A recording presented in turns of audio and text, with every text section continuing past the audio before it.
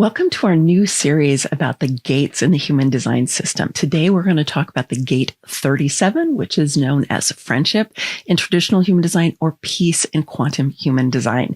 You're going to get clips from different transit reports I've done over the last few years that'll take you much more in depth than you would get, for example, in a description in a book. And if you love it, please give it a like, leave a comment, subscribe, turn on your notifications, and I always love to hear from you. So let me know how it lands. Okay, let's go ahead and dive in.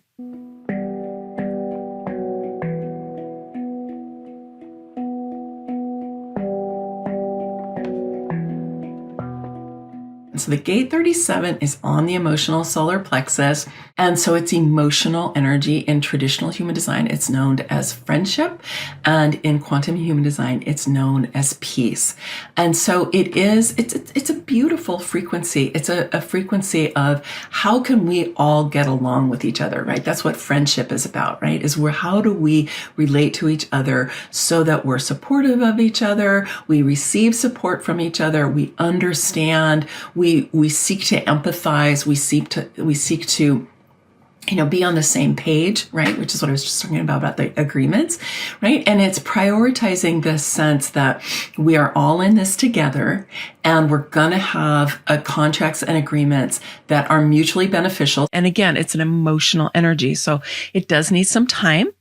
And it means that we need to be patient. We need to be paying attention. We need to not be forcing things before it's ready, right? We need to be giving it enough time so that we get really clear. And that's always important when you're entering into any kind of significant agreement, is to take enough time to make sure that this is really in right order. And if you think about, bargains, agreements, contracts, it is really good to take time to make sure that those are correct. And if you can do that with an energy of friendship and of peace, right, that we're entering into this with the intention that the agreements, the contracts, the bargains, right, are going to be beneficial for everyone.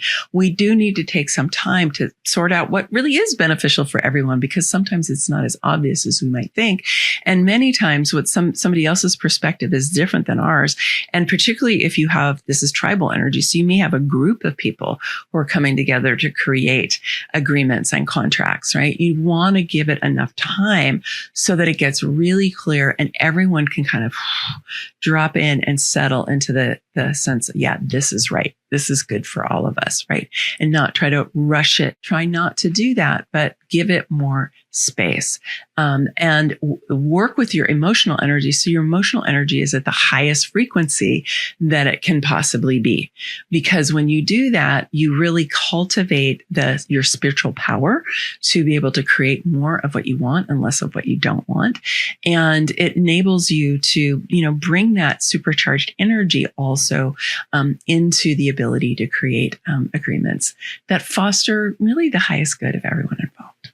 And it is an energy for, if you can imagine having friendliness or coming into creating agreements with the spirit of creating agreements that create peace among everyone involved.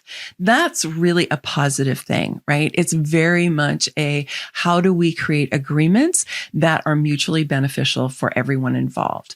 This is the energy that I have in pillar number 7 in feminine sovereignty, which is mutually beneficial collaborations.